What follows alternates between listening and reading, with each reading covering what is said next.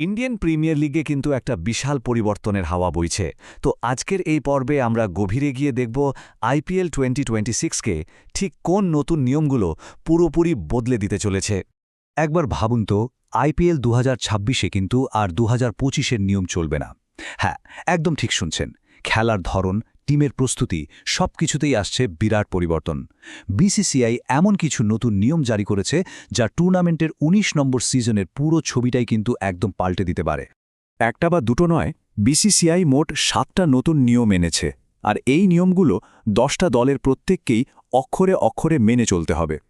তো আসল ব্যাপারটা কি আছে এই 7টা নিয়মে জানিয়ে এত শোরগোল? চলুন তাহলে এক এক করে নিয়মগুলো একটু কাটাছেঁড়া করা যাক। এই নিয়মগুলোর বেশিরভাগই কিন্তু সরাসরি খেলার চেয়েও দলগুলোর প্রস্তুতি, যাতায়াত এবং মাঠের বাইরের কার্যকলাপের ওপর অনেক বেশি জোর দিয়েছে। প্রথম 3টে নিয়মই সরাসরি দলগুলোর প্র্যাকটিস রুটিনকে টার্গেট করে বানানো। প্রথমেই যেটা বলা হয়েছে, ম্যাচের দিন কোনো প্র্যাকটিস চলবে না। এটা কিন্তু প্লেয়ারদের ম্যাচের আগে যথেষ্ট রেস্ট দেবে আর শেষ মুহূর্তের ইনজুরির ভয়টাও কমাবে। দ্বিতীয়ত, প্র্যাকটিস ম্যাচের সংখ্যা মাত্র 2টোতে বেঁধে দেওয়া হয়েছে, আর তার জন্য বোর্ডের পারমিশন লাগবে।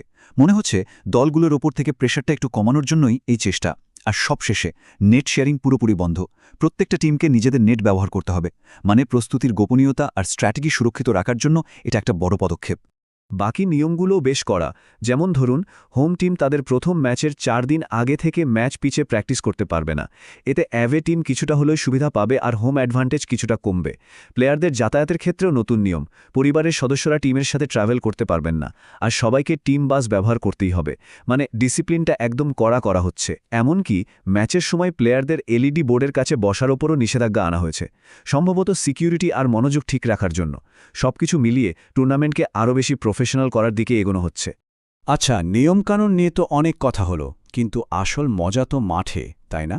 চলুন এবার সোজা চলে যাই টুর্নামেন্টের প্রথম ম্যাচে, যেখানে মুখোমুখি হচ্ছে রয়্যাল চ্যালেঞ্জার্স বেঙ্গালুরু আর সানরাইজার্স হায়দ্রাবাদ। এই ম্যাচে না, দুটো টিমের শক্তির লড়াইটা একেবারে যাকে বলে মুদ্রার এপিটোপিট। একদিকে আরসিবি, যাদের বোলিং অ্যাটাক নিঃসন্দেহে অনেক শক্তিশালী, আর অন্যদিকে এসআরএইচ, যাদের ব্যাটিং লাইনআপে পাওয়ার হিটারের ছড়াছড়ি। ব্যাটিংয়ে হয়তো এসআরএইচ সামান্য এগিয়ে, কিন্তু বোলিংয়ে আরসিবি অনেকটাই পোক্ত। সুতরাং লড়াইটা হতে চলেছে আরসিবির বোলিং বনাম এসআরএইচের বিধ্বংসী ব্যাটিংয়ের। এই দুটো দলের জন্যই একটা কথা বাজারে খুব চলে, চল গাই তো চাঁদ তাক, নাহি তো শাম তাক। মানেটা খুব সোজা। যেদিন এরা ফর্মে থাকে সেদিন এদের আটকানো মুশকিল, একেবারে চাঁদে পৌঁছে যাবে। আর যেদিন অফ ফর্ম, সেদিন খেলাটা সন্ধে নামার আগেই শেষ। দুটো দলেই এমন প্লেয়ার আছে যারা একাই ম্যাচের মোড় ঘুরিয়ে দিতে পারে, আবার হঠাৎ করে ফ্লপও করতে পারে। অনেকেই বলছেন যে টিম সেকেন্ড ইনিংসে ব্যাট করবে তারাই একটু অ্যাডভান্টেজ পাবে, কারণ দুই দলেই বড় শট খেলার মতো প্লেয়ার আছে। তবে সব মিলিয়ে বোলিংয়ের জোর দেখে আর টিমের ব্যালেন্সের কথা মাথায় রেখে বিশেষজ্ঞরা কিন্তু প্রথম ম্যাচে রয়্যাল চ্যালেঞ্জার্স বেঙ্গালুরুকেই একটু এগিয়ে রাখছেন। তো এই হলো মোটামুটি পুরো ব্যাপারটা। কিন্তু এই সব নিয়ম আর ভবিষ্যৎবাণী, এগুলো কিন্তু কয়েকটা বেশ ইন্টারেস্টিং প্রশ্ন তুলে দিচ্ছে। চলুন সেই প্রশ্নগুলো নিয়ে একটু ভাবা যাক। প্রথমেই ভাবুন তো, এই যে 7টা নতুন নিয়ম আনা হলো, এর মধ্যে কোনটা আপনাদের কাছে একদম ফালতু বা অপ্রয়োজনীয় মনে হচ্ছে? মানে এমন কোনো নিয়ম কি আছে যেটা না থাকলেও চলত?